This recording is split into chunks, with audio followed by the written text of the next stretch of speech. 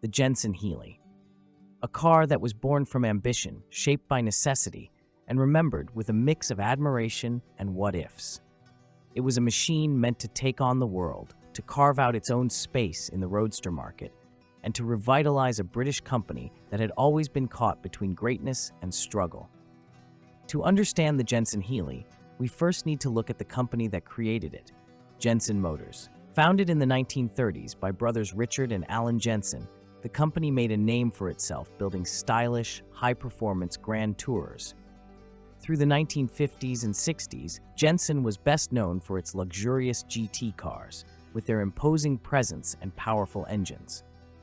But despite their reputation, Jensen was a small manufacturer, often relying on partnerships with larger companies to stay afloat. By the late 1960s, Jensen's biggest success came in the form of the Interceptor, a Grand Tourer that combined Italian styling with American muscle and British craftsmanship. The Interceptor was a beautiful, fast, and capable car, but it was also expensive and not exactly a high-volume seller. Jensen needed something new, something that could sell in greater numbers. That's where the idea for the Jensen-Healey came in. The plan was simple in theory: build a lightweight, affordable, and modern roadster that could follow in the footsteps of the legendary Austin Healey 3000. The market for small sports cars was strong, but the Austin Healey had been discontinued, and there was an opportunity for something fresh. Jensen joined forces with Donald Healey, the man behind the original Austin Healey cars. Together, they envisioned a brand new roadster, something that could take on the likes of the MGB and Triumph TR6, but with a more modern approach. It had to be faster, more refined, and more comfortable than its rivals, all while keeping costs reasonable. But as is often the case with ambitious automotive projects, things didn't go entirely to plan. One of the biggest challenges came down to the engine. Originally, Jensen had hoped to use a power plant from Vauxhall, but that deal fell through. Then they looked at Ford, and that didn't work out either. They even considered a rotary engine from NSU, but quickly dismissed it. Eventually, the solution came in the form of Lotus.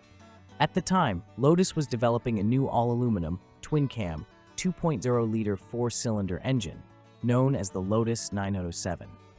It was an advanced design, boasting double overhead camshafts and 16 valves, making it one of the first engines of its type to be mass-produced.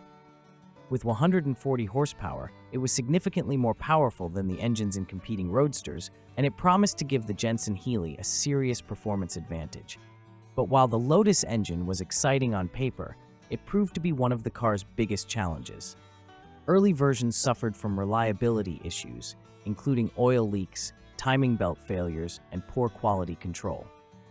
Lotus was still refining the design when Jensen adopted it, which meant that many customers became unwitting test subjects for an unfinished product.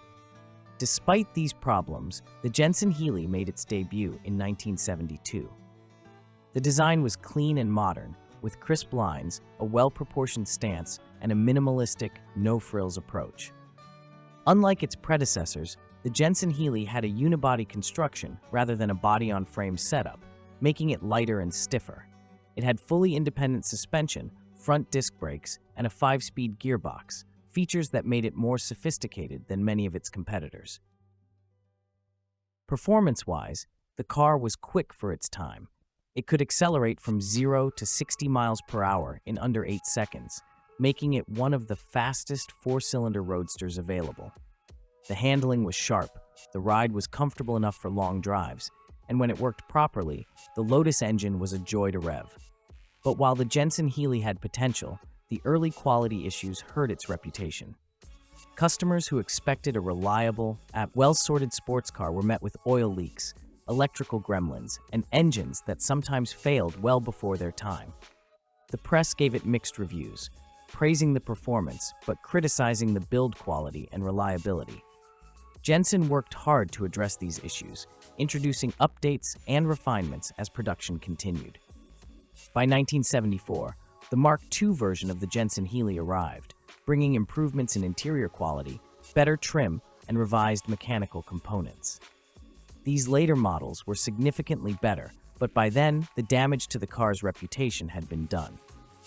In an effort to expand the range, Jensen introduced the Jensen GT in 1975, a coupe version of the Jensen-Healey. It was a stylish and practical alternative, with a fixed roof and a more upmarket feel. However, it was introduced just as Jensen Motors was heading toward financial disaster. The 1970s were not kind to British car manufacturers. Economic troubles, rising fuel prices, and the general instability of the British automotive industry took their toll. Jensen, like many small manufacturers, found itself struggling to survive. Sales of the Jensen-Healey never reached the levels the company had hoped for, and despite efforts to improve the car, it never became the runaway success they needed. By 1976, Jensen Motors was in deep trouble.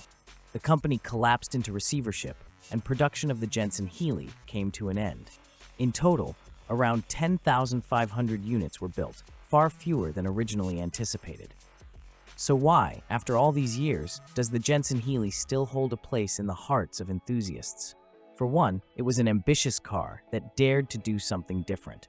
It combined Lotus engineering, British craftsmanship, and the spirit of the classic Roadster, creating a unique machine that stood apart from the competition. When properly sorted, the Jensen-Healey is a fast, fun, and engaging car to drive, one that delivers the kind of classic sports car experience that enthusiasts crave. Over time, many of the car's early reliability issues have been resolved by dedicated owners and specialists who understand the Lotus 907 engine inside and out. Modern parts and knowledge have turned the Jensen-Healey into a far more dependable car than it was in the 1970s. Today, the Jensen-Healey is a rare and interesting classic. It may not have reached the legendary status of the MGB or the Triumph TR6, but it remains an important piece of British automotive history. It's a car that represents what could have been, a roadster that had the ingredients for greatness, but was held back by the challenges of its time. For those who appreciate its quirks, the Jensen-Healey is more than just a forgotten experiment. It's a symbol of an era when small manufacturers dared to dream big, even when the odds were against them. It's a reminder that sometimes, even the cars that didn't quite make it to superstardom can still be worth celebrating.